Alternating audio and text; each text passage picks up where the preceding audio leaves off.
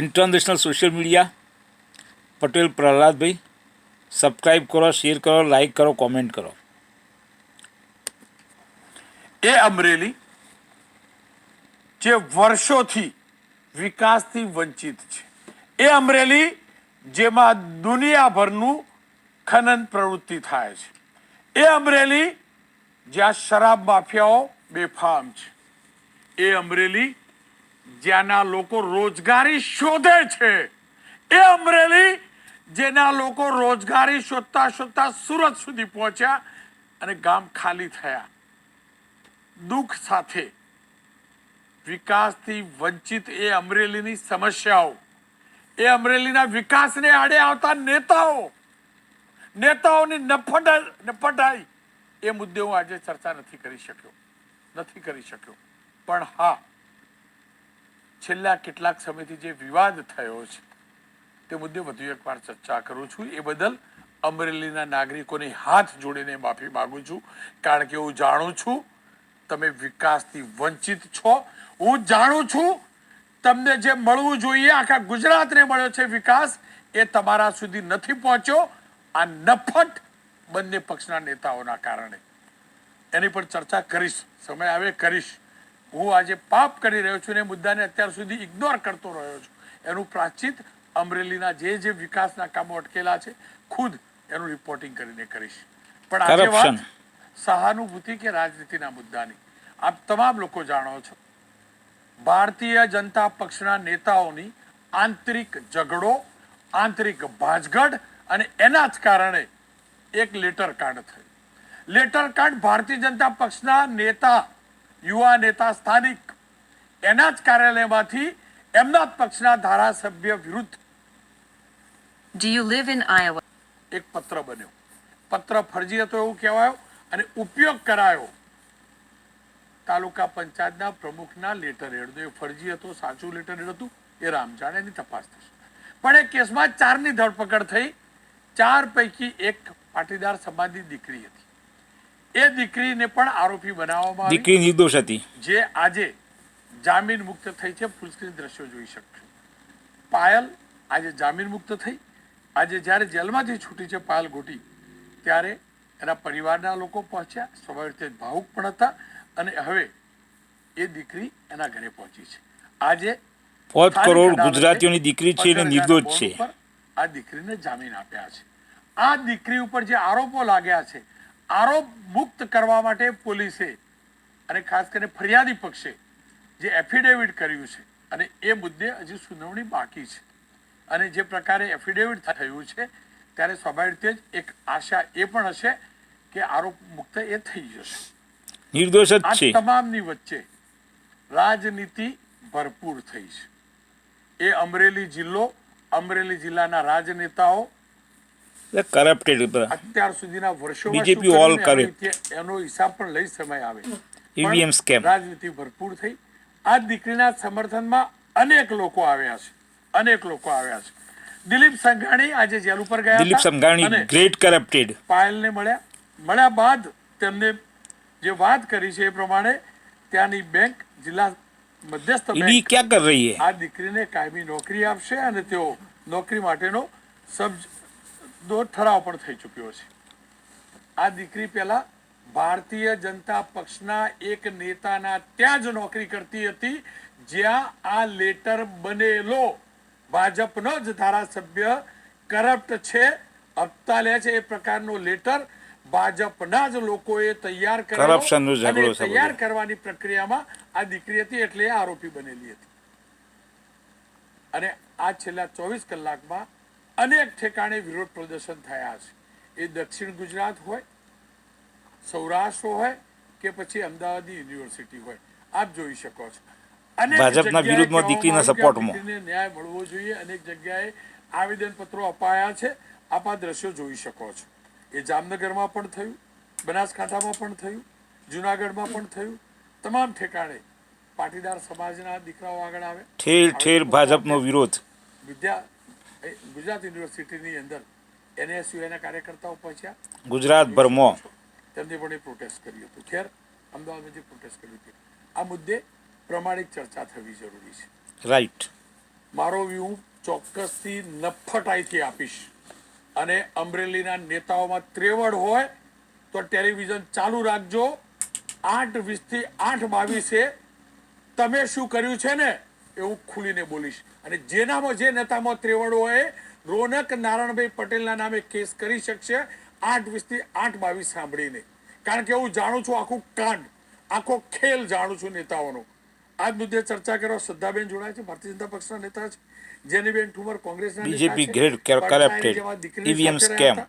Dineshbhai 4000 trustee scam. Khodaldham, Alpeshbhai Katheriya convener Khodaldham. Dineshbhai આપનાથી જ વાતની શરૂઆત કરવા માંગીશ. ખોડલધામ થકી કયા પ્રયાસ કરવામાં આવ્યા અને જામીન મુક્ત આ દીકરી થઈ છે.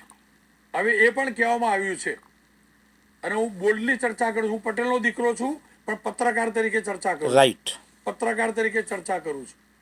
હું એ મંદિરમાં આવીને નમન કરું છું માતાજીને, પણ અહીંયા કેમેરા આગળ હું પત્રકાર છું. ટ્રુથ જો ઇઝ આ ટ્રુથ. પાટીદારની દીકરી ના હોત તો તમારો આટલો પ્રયાસ થયો હોત. અને સેકન્ડ થિંગ, જે પોલીસે આ પાયલને આરોપી ગણાવી રિમાન્ડ માંગ્યા એ જ પોલીસ પોલીસ corrupted. હવે એમ કહે છે કે આરોપી નહોતી. ટુ આ સાઈડ. સ્થિતિ માટે જવાબદાર કોણ? રોનકભાઈ, કોઈ પણ સમાજની દીકરી હોત તો અમારી ભૂમિકા હોત, એ વાતમાં કોઈ મિનમેક નથી. પરંતુ જે આરોપી દીકરીને બનાવવામાં આવી એની મુખ્ય ભૂમિકા પોલીસની છે. પોલીસ અને રાજકારણી અને એ ભારતીય જનતા પાર્ટી. કહેવાતા રાજનેતાઓના દબાણના જોરે આ પોલીસે કામ કર્યું અને પોલીસની કામગીરીમાં એટલું બધું પોલીસ અંધ થઈ ગઈ રાજનેતાઓની ચાપલુસી કરવામાં કે એની પાસે વાલા થવા માટે એ કાયદા પોલીસ, ઈડી, ટોટલ આ જ ધંધા. રક્ષણ કરવા માટે અમને કઈ જવાબદારીમાં બેસાડ્યા છે. પોલીસ દ્વારા સમગ્ર પ્રક્રિયા ફરિયાદથી લઈને લાસ્ટ જામીન અરજી પૂરી થઈ ત્યાં સુધીની પ્રક્રિયામાં ઘણી બધી ભૂલો પોલીસ દ્વારા કરવામાં આવી છે રોનકભાઈ. અને પોલીસની ભૂમિકાની સાથે સાથે રાજનેતાઓના જે ઝઘડાઓ હતા, અંદરના ઝઘડાઓ, એ નેતાઓમાં આ તો પ્રજાની સામે રોનકભાઈ આવ્યું છે. સોશિયલ મીડિયા, લોકો, કાર્યકર્તાઓ, social media is the great આ વાત લોકો સુધી પહોંચી. Type of BBC London. આવા જો રાજનેતાઓની સામે જેટલી ફરિયાદો હોય છે, રાજનેતાઓ થકી જે ફરિયાદો થતી હોય છે, એમાં કેટલા બધા નિર્દોષ લોકો એમાં અટવાઈ જતા હશે અથવા અત્યારે કદાચ જેલની યાતનાઓ પણ ભોગવતા હશે. એ આ વ્યક્તિ આ ફરિયાદ ઉપરથી સાબિત થાય છે. સંજીવ ભટ્ટ નિર્દોષ હતો. ભોગ બન્યા છે ત્યારે જે વેદના પરિવારને થઈ છે એનું કોઈ તોડ મળે એવી સ્થિતિમાં નથી. પણ હવે પછી આવી કોઈ વેદના કોઈને ના મળે એના માટે ખાસ હું તમને ફરીથી કહું કે રાજનેતાઓ જેને આ પ્રજાએ ચૂંટીને મોકલ્યા છે એવા રાજનેતાઓની સાથે સાથે તંત્ર, સિસ્ટમ અને સરકાર અને એટલી જ પોલીસ જવાબદાર છે કે આનું આવી રીતે દબાણપૂર્વક ખોટું વધારે થાય છે ત્યારે. આપનો ખૂબ ખૂબ આભાર. ખેર, અલ્પેશભાઈ સાથે વાત કરી છે. અલ્પેશભાઈ, આપે તો LLB કર્યું છે, કાનૂનને બહુ સારી રીતે જાણો છો. રાઈટ. જે પણ પ્રક્રિયા થઈ, કેસ કરવો, આરોપી બનાવવા, ત્યારબાદ રિમાન્ડ માંગવા, રિમાન્ડ મેળવવા, રિમાન્ડ મેળવ્યા બાદ યુ-ટર્ન કરીને એફિડેવિટ કરવું પોલીસનું, આ બધું જે થયું એ દબાણવશ કર્યું પોલીસે કે પવિત્ર ભાવે કર્યું?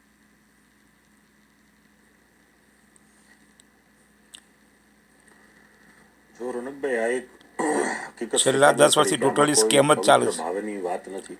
આખી પહેલા પણ કાર્યવાહી દબાણવશ થઈ હશે અને અત્યારે પણ જે કાર્યવાહી થઈ એ દબાણના લીધે જ થઈ છે. સામાજિક લોકોનું બહાર આવવું, રાજકીય લોકોએ ત્યાં અવાજ ઉઠાવ્યો, ખોડલધામ જેવી સંસ્થાના આગેવાનો, ટ્રસ્ટીશ્રીઓ અમરેલી ગયા, મધ્યસ્થી કરી, સમાજના ઘણા બધા તાલુકા જિલ્લાઓમાં આ મુદ્દાને લઈને આવેદનો આપવામાં આવ્યા. તો કંઈક ને કંઈક અંશે જે ખરેખર ઘટના હતી કે ભાઈ કૌશિકભાઈ ઉપર આરોપો લગાડવા, એક વ્યક્તિનું બોગસ લેટર પેડ બનાવવું, એ ઘટના સાઈડમાં રહી ગઈ અને આખી વાત આવી દીકરી પર. એટલે દીકરીવાળી જે બાબત હતી કે ઓફિસમાં નોકરી કરતી યુવતી પર આ રીતે ખાલી એના ટાઈપિંગના ભૂલના કારણે એને આ ગુનામાં સંડોવાઈ ટાઈપિંગ તો એ લોકો કરાવે, ટાઈપિંગ કરીએ કે ને, પાછળથી એ તો એની જોબ હતી ને. ઉમેરો કરવામાં આવ્યો. 338માં 10 વર્ષથી લઈ અને આજીવન કેદ સુધીની જોગવાઈ છે. આવી ગંભીર કલમ ખાલી લેટર પેડમાં એડ થઈ હોય. પાયલ ગોટી ગુજરાતી દીકરી છે, નિર્દોષ છે, કંઈક ને કંઈક પહેલા પણ ભૂલ હતી એટલે કોર્ટો પણ ધ્યાન રાખે. દબાણવશ પ્રથમ સૂચના કોર્ટોની પણ. નિર્ણયો લીધા છે. પરંતુ જે થયું તે હું માનું છું કે જે જવાબદારી સામાજિક લોકોએ નિભાવવી જોઈએ એક ને એક નિભાવવામાં લોકો કાચા પડી રહ્યા છે. બાકી આ રીતે દીકરીની બેઇજ્જતી ન થાય, દીકરીનો વરઘોડો ના નીકળે અને પહેલા તો દીકરીની ધરપકડ જ ના થાય. પણ જે થયું એ અંતે કાયદાની કોર્ટમાં કે કુદરતની કોર્ટમાં વરઘોડો કાઢનારને સસ્પેન્ડ કરો પહેલા તો. દીકરી એના પરિવારને મળ્યા છે અને આજે જ જામીન મુક્ત થયા છે. એની સૌથી વધુ અમને ખુશી છે કે જે મુદ્દેથી અમે જે લડાઈ લડ્યા હતા અને લડાઈના પરિણામના ભાગરૂપે આજે પ્રથમ વિજય થયો છે. હજી આવતીકાલે કોર્ટમાં એનું સંપૂર્ણ નામ એફઆરઆઈમાંથી દૂર થાય એની પ્રક્રિયા આવતીકાલે થવાની છે. એમાં પણ દીકરીને એના ફેવરમાં હુકમ આવી એમને આશા રાખીએ છીએ અને ભવિષ્યના દિવસોમાં દીકરી જે પણ ત્યાં જાહેરાત થઈ છે કે કોઈ કહી રહ્યા કોઈ કાયમી નોકરી આપવામાં આવે અને જે માન સન્માન પરત આપવામાં આવે અને આ જ રાજ્યની અંદર આ જ સમાજની વચ્ચે આ જ અમરેલીની ધરતી ઉપર આ દીકરી વટભેર જીવી શકે એ સન્માન એને પરત મળે તો અમે માનીશું કે જે પણ અમે જે એમના દીકરી માટે જે કોઈ પ્રયત્ન કર્યા છે એ પ્રયત્ન સફળ ગણાશે. અલ્પેશભાઈ જુઓ, મારી જે જાણકારી છે એ પ્રકારે આપ પહેલા આપમાં હતા, ત્યારબાદ બીજેપીમાં જોડાયા, પણ આ બધું સાઈડ ઉપર મૂકીને કાલની તમારું મેં સ્પીચ સાંભળી એમાં તમે કહ્યું કે ફાર્મ હાઉસ ફાળવવાના હતા, પછી ફાર્મ હાઉસ ફાળવ્યું નહીં એટલે ભાડાથી લેતા તો ના આપ્યું. અને તમે એ પણ કહ્યું પક્ષ માટે પક્ષના સમર્થન કે વિરોધમાં નથી કરતું. આ વાત ગમી. પણ અલ્પેશભાઈ એક વાત એ પણ તો છે ને, આ નેતાઓની નફટાઈ, આ નેતાઓની નાલાયકીની સામે પાટીદાર સમાજ મોટો છે, સંસ્થાઓનું વજન છે. નાના સમાજની દીકરીઓ પણ આ રીતે હેરાન થતી હશે ને, તમને નથી લાગતું? ઘણા નિર્દોષ લોકો જેલમાં છે ત્યારે. કમસે કમ હવે સમય આવી ગયો, માફ કરજો પણ સમય આવી ગયો છે. આપણી દીકરીઓ આખા ગુજરાતની કહી દઈએ કે આ નફટ નેતાઓના ત્યાં નોકરી ના કરશો. સંજીવ ભટ્ટ નિર્દોષ હતો, કેટલો વર્ષ જેલમાં રહ્યો. રોનકભાઈ, આપની વાત સાથે હું સંપૂર્ણપણે સહમત છું કે એને પાયલ ગુજરાતની દીકરી છે, કોર્ટમાં બોલાવ્યા સિવાય સામેથી સન્માનપત્ર આપો એ મહત્વનું છે. કોર્ટે ભૂમિકા ભજવવી જોઈએ. કોઈ પણ વ્યક્તિઓ એ સમાજમાંથી જ ઊભો થાય છે, સમાજમાંથી જ આગળ આવે છે ને સમાજ સ્વીકાર્યા પછી જ એનું વિસ્તરણ થતું હોય છે. એટલે એનાથી વિશેષ કોઈ નથી હોતું. કેમ કે તમે જે વિસ્તારમાંથી આવો છો, તમે જે સમાજમાંથી આવો છો, તમે જે જ્યાંનું નેતૃત્વ કરો છો એ લોકો જ મહાન હોય છે અને લોકો દ્વારા નેતા બને છે, નેતા દ્વારા લોકો નથી બનતા. એટલે દરેક પક્ષના લોકો સેમ પીપલ સેવ પીપલ સેવ પીપલ પાર્ટી સાથે જોડાઈને કંઈ પણ ડેમોક્રેસીમાં લોકોનું રાજ હોય, લોકો જ મહાન છે. ખૂબ સાવધાની અને સંયમતાથી જાળવવી. Note EVM. EVM is garbage item. બધો ઈવીએમ ભેગો કરી ઊંડા દરિયામાં પધરાવો છો. નફટાઈવાળા શબ્દ વાપર્યા છે. 10 વર્ષથી દેશ ગોચની ગોણી પી લઈ રહ્યો છે. છું પોલિટિકલ પાર્ટી સાથે જોડાયેલો હોવા છતાં પણ હું આપના એ સ્ટેટમેન્ટ સાથે સંપૂર્ણપણે સહમત છું કે જે કૃત્ય થયું છે એમાં તમે જે શબ્દ વાપર્યા છે એ શબ્દ 100% સાચા છે. અને આ શબ્દ સાચા એટલા માટે આપને બોલવા પડે છે કે ઘટના એવી બની છે કે જ્યારે રાજકીય બાબતોની અંદર આવી રીતે દીકરીઓ પીસા છે ત્યારે આ શબ્દનો પ્રયોગ થવો જ જોઈએ. અને એ કોઈ પોલિટિકલ પાર્ટી તરીકે કે સામાજિક વ્યક્તિ તરીકે મારે એનું કાઉન્ટર પણ નથી કરવું. બિલકુલ આપના શબ્દોને વધારવું. અલ્પેશભાઈ, મારાથી બે ખોટા શબ્દો બોલાઈ ગયા. નાનો સમાજ, મારો કહેવાનો મતલબ એ હતો કે વસ્તીની પરિપ્રેક્ષમાં નાનો સમાજ. એમને આવું થશે ને ન્યાય કોણ અપાવશે? રાઈટ. એમના આવું થશે ને ન્યાય કોણ અપાવશે? એમના સમાજની દીકરી જોડે કોણ ઉભું રહેશે? જેની મતદાતા ઓછા છે, નાના વર્ગની બધું પ્રોબ્લેમ જ થાય ને. હું રોનકભાઈ ફર્સ્ટ ડે થી કહેતો આવું છું કે આ પાટીદાર સમાજ મોટો સમાજ છે ને એની દીકરી છે એવું નથી. આને ગુજરાતની દીકરી તરીકે ગુજરાતની દીકરી કહેવાય. રાઈટ. સ્વાભાવિક છે કે મોટા સમાજની દીકરી હોવા છતાં પણ થયું છે તો કાલ સવારે નાના સમાજની દીકરીના પ્રશ્નોની સાથે કોણ ઉભા રહેશે? પણ મને લાગે છે કે ગુજરાતમાં હજી ખમીરવંતા ઘણા બધા લોકોનું જીવન જીવે છે કે આવા મુદ્દાઓને લઈને પોતે કંઈક બોલે છે, પોતે કંઈક ફાઇટ કરે છે, તંત્ર સામે લડવાનું થાય તો લડે છે, સિસ્ટમ સાથે એપ્રોચ કરે છે. મારે આ બાબતમાં જોડાવાનું કારણ એટલું જ હતું કે જ્યાં સિસ્ટમે જે લૂફોલ્ટ ઉભા કર્યા છે અને એ લૂફોલ્ટના કારણે દીકરીને ખોટી રીતે કઠેરામાં ઊભી કરી છે, એ દીકરીને સમાનભેર આજે જે ખરાબ સિસ્ટમનો સામનો કરતા શીખવું જોઈએ. આજનું જે ભાવુક જે દ્રશ્ય હતું કે દીકરી જ્યારે જેલમાંથી બહાર આવે છે, માતા પિતાને મળે છે અને રડે છે, એ જેના ઘરે આ પરિસ્થિતિનો ભોગ લેવાનો હોય એ જ વ્યક્તિ જાણી શકે. બાકી હું કે તમે કે કોઈ પણ આપણે ડિબેટ કરીએ એ ભાવુક દ્રશ્યને સમજી શકીએ, પણ એની યાતના એની ઉપર જે મન ઉપર જે પણ ઘટના ઇફેક્ટ થઈ હોય, અસર થઈ હોય, છાપ છૂટી જાય છે ને એ છાપ ખૂબ લાંબા ગાળે ભૂસાતી હોય છે. ત્યારે એ છાપ ભૂસવાની જવાબદારી મારા સહિત આ દરેક ગુજરાતના નાગરિક સમાજની છે કે દીકરી આખા ગુજરાતની કોર્ટોની પણ છે. ફરીથી આ સમાજમાં જીવવી. જી અલ્પેશભાઈ, જેનીબેન મારી સાથે જોડાયા છે અને આપે કહ્યું ને કે પરિવારની વ્યથા સમજવી જરૂરી છે. જેનીબેન સતત 2-3 દિવસથી એમની સાથે જતા એ પરિવારની સાથે. જેનીબેન, હું ફરીથી કહું છું, આ સરનેમ તરીકે પાટીદારની દીકરી હતી, પાટીદાર પરિવારમાં જન્મેલી દીકરી હતી, પણ આપણા ગુજરાતની દીકરી હતી. એ હકીકત છે કે આ દીકરી એ રાજનીતિક જે હરીફાઈ છે, તું ખોટો ને હું મોટો, એ જે ભાજપની રાજનીતિક હરીફાઈ છે એનો શિકાર બની ગઈ. વાત સાચી છે. એનો શિકાર બની ગયા હકીકત છે. અને આવું તમારા પક્ષમાં થતું હતું, હવે ઓછું થઈ ગયું. ભાજપમાં 90% મગજ વગરના ભેગા થયા છે બધા. આ શ્રદ્ધાબેનના પક્ષ બહુ મોટો થઈ ગયો, બહુ મોટું પરિવાર થઈ ગયું. 2-4 ભાષણ ખખડે નહીં, છૂટા છાને એકબીજાને Only corruption. ભાષણ મારવાનો ખેલ ચાલુ થઈ ગયો. કેમ કે આપ મહિલા છો, રાજનીતિમાં છો. આખા સમગ્ર કાંડ પછી શું શીખવું જોઈએ? અને બીજું મારે એ પણ જાણવું છે, એ પણ કહેવાયું કે વિલંબ કોંગ્રેસના જિલ્લા પ્રમુખ કે શહેર પ્રમુખ જે વકીલ હતા એના કારણે પણ થયું, આવા પણ આરોપ લાગ્યા. બીજા વિડીયો પણ આવ્યા દીકરીના પિતાના પણ. આખો પડદા પાછળનો ખેલ શું ચાલ્યો? જબરજસ્ત. રોનકભાઈ, આપ સૌથી પહેલા તો પૂછવા માંગીશ કે શ્યોર છો કે હું બધું જેવું છે એવું જ બોલું? સાચું કહું, જેનીબેન ઠુમર બોલતા હોય તો હું શ્યોર છું, પણ કોંગ્રેસના ઉમેદવાર રહી ચૂકેલા અને કોંગ્રેસના મહિલા પ્રમુખ બોલતા હોય એટલે રાજનેતા પાસે પૂર્ણતઃ સત્ય બોલવાની અપેક્ષા રાખું એટલો મૂર્ખો તો હું નથી.